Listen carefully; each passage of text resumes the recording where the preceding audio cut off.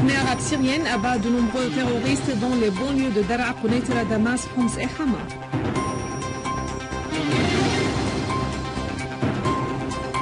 L'armée arabe syrienne détruit un tunnel de 400 mètres de longueur à Alep.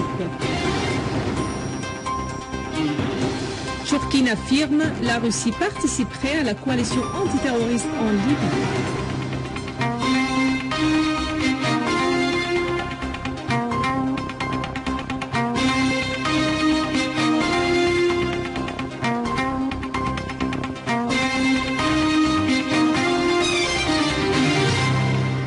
Mesdames et messieurs, bon après-midi et merci d'être avec nous. Les unités de l'armée arabe syrienne ont avorté une tentative d'infiltration des terroristes des territoires jordaniens vers la Syrie au sud-ouest du village d'Al-Mata'iyya dans la banlieue de Daraa.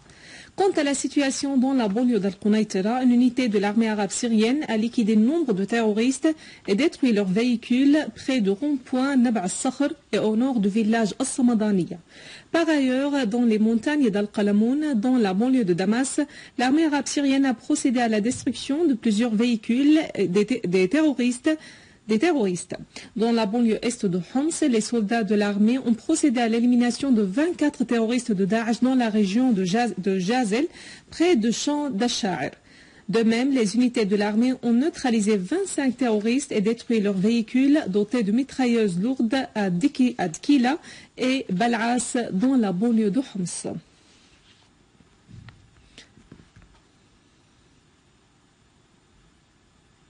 À Alep, une unité de l'armée arabe syrienne a détruit un tunnel de 400 mètres de longueur utilisé par les terroristes pour parvenir au centre des recherches scientifiques du côté de Bab el-Jdid à l'ouest de la ville.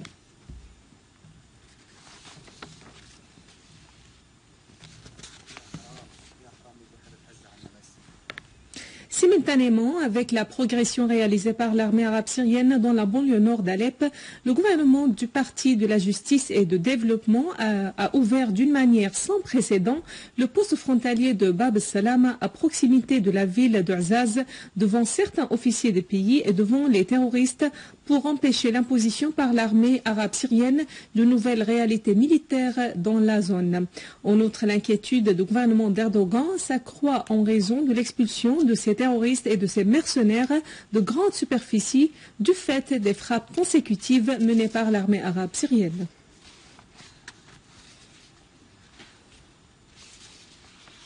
Alors que les groupes terroristes soutenus par l'Occident et la Turquie subissent des frappes sévères par l'armée arabe syrienne, John Kirby, porte-parole du département à la défense, a indiqué que 1200 terroristes de la soi-disant opposition modérée en Syrie ont été choisis en vue de participer au programme élaboré par Washington et ses alliés pour entraîner et armer les terroristes. Le représentant de l'ONU en Libye, Bernardino Leon, a appelé aujourd'hui la communauté internationale à n'épargner aucun effort pour soutenir le règlement politique en Libye, soulignant que la liquidation du terrorisme en Libye est irréalisable sans la formation d'un gouvernement d'unité nationale. Parlant au Conseil de sécurité via la télévision, Leon a appelé les parties de la crise libyenne à intensifier leur participation aux négociations qu'elles avaient commencées sous l'égide de l'ONU, émettant son espoir de parvenir prochainement à un accord politique entre les factions libyennes. En outre, le délégué permanent de la Libye auprès de l'ONU, Ibrahim Debashi, a indiqué dans des déclarations que l'armée libyenne ne dispose pas de potentiel, la qualifiant d'expulser les réseaux extrémistes du pays, notamment les armes aériennes, estimant que l'intervention internationale en vertu du chapitre 7 est nécessaire pour la lutte contre le terrorisme en Libye. Il a mis en exergue les efforts déployés par l'armée libyenne pour interdire le déploiement du réseau terroriste partout en Libye et dans les pays voisins. Pour sa part, le délégué permanent de la Russie auprès de l'ONU, Vitaly Churkin, a souligné que la Russie participerait à la coalition internationale pour lutter contre le terrorisme en Libye et assurer un siège maritime en vue d'interdire l'accès d'armes aux terroristes. Dans une déclaration qu'il a donnée à l'issue d'une réunion au Conseil de sécurité, Churkin a indiqué que la Russie n'avait pas pris part à la coalition formée par les États-Unis pour lutter contre le réseau terroriste de Daesh en Syrie, car ce pas a été adopté sans procuration internationale et sans l'admission du gouvernement syrien. En Palestine occupée, des groupes de colons épaulés par les soldats d'occupation israélienne ont perquisitionné la mosquée d'Al-Aqsa du côté du portail Al-Maghariba. Les fidèles à l'intérieur de la mosquée ont fait face aux colons qui tentaient de les provoquer et de profaner les lieux saints. D'autre part, les forces d'occupation israéliennes ont perquisitionné les villes de Naplouse, d'Hébron et de Toul-Kerm en Cisjordanie et procédé à l'arrestation de 11 Palestiniens.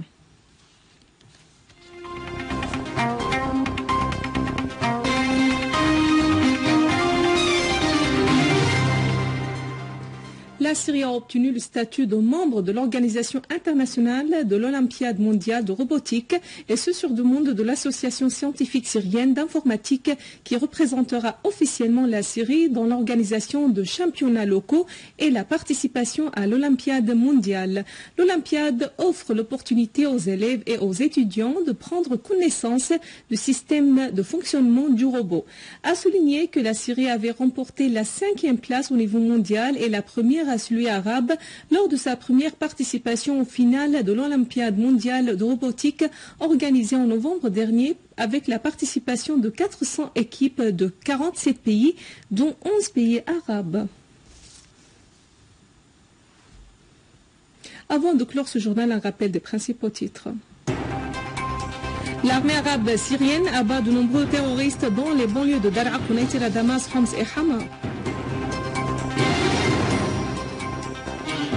L'armée arabe syrienne détruit un tunnel de 400 mètres de longueur à Alep. Turquie affirme la Russie participerait à la coalition antiterroriste en Libye. Mesdames et messieurs, c'est la fin de notre édition. Pour la revoir, visitez notre site web syriaonline.sy. Merci à vous, merci à toute l'équipe. Au revoir.